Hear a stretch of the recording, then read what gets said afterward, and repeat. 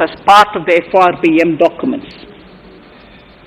Towards achieving central government fiscal deficit along the broad path that I have already indicated, I will be introducing an amendment to the FRBM Act. Honorable Speaker, on the 9th of December 2020, the 15th Finance Commission submitted its final report covering the period 2021 to 2026 to the Rashtrapati Ji.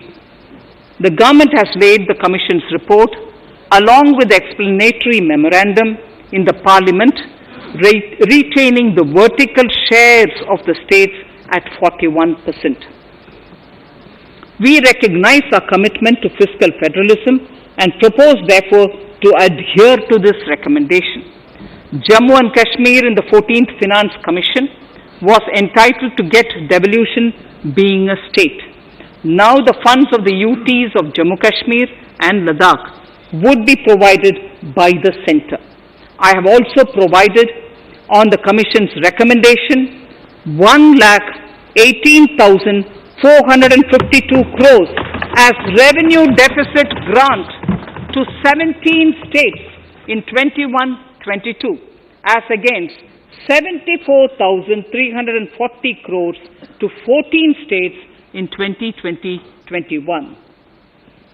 Honorable Speaker, I would now move to Part B of my speech.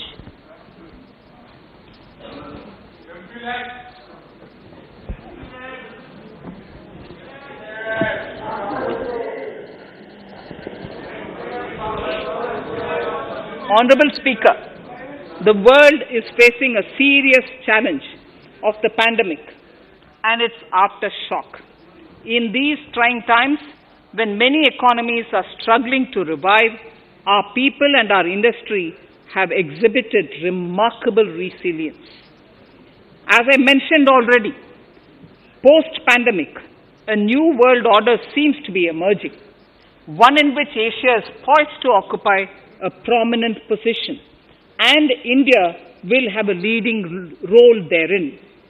In this scenario, our tax system has to be transparent, efficient, and should promote investments and employment in our country. At the same time, it should put minimum burden on our taxpayers. I borrow the words of Thiruvalluvar, the saint. Yetralum, Eatalum, Kathalum, Katha Vaguthalum, Nalla Valladarasu. A king or a ruler is the one who creates and acquires wealth, protects and distributes it for common good. Tirukkural. Direct tax proposals.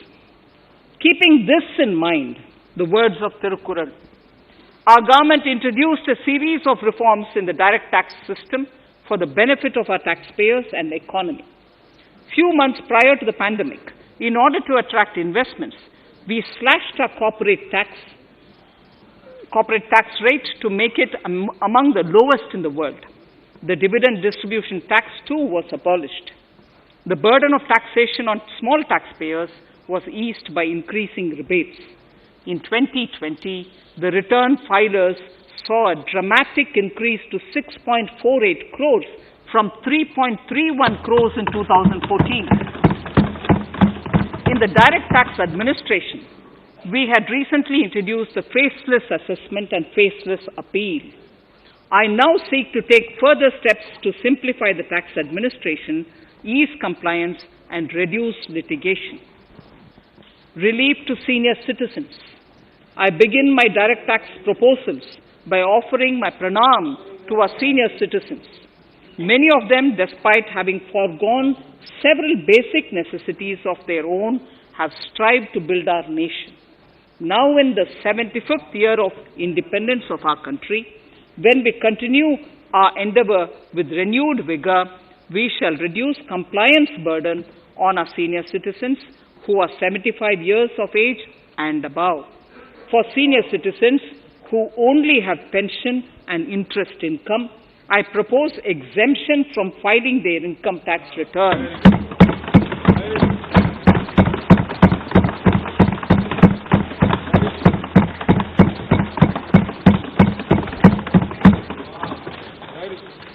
the paying bank will deduct the necessary tax on their income. Reduction in time for income tax proceedings. This is a very key announcement if you ask me. Honorable Speaker, presently an assessment can be reopened up to 6 years and in serious tax fraud cases for up to 10 years. As a result, taxpayers have to remain under uncertainty for a very long time. I therefore propose to reduce this time limit for reopening of assessments to 3 years from the present 6 years.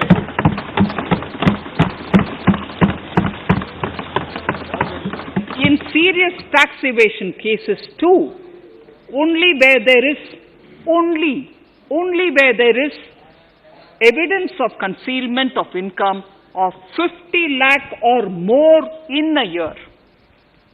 In serious tax evasion cases too, only where there is evidence of concealment of income of 50 lakh or more in a year can the assessment be reopened up to 10 years. Even this reopening can be done only after the approval of the Principal Chief Commissioner, the highest level of Income Tax Department. Setting up the Dispute Resolution Committee. Honorable Speaker, it has been the resolve of this government to reduce litigation which mars the present taxation system. The government came out with the Direct Taxation Vivad Se Vishwas scheme to give taxpayers an opportunity to settle long-pending disputes and be relieved to further strain on their time and resources. The response from taxpayers has been the best ever, as over 110,000 taxpayers have already opted to settle tax disputes of over 85,000 crores under the scheme. To further reduce litigation for small taxpayers, I propose to constitute a dispute resolution committee for them, which will be faceless to ensure efficiency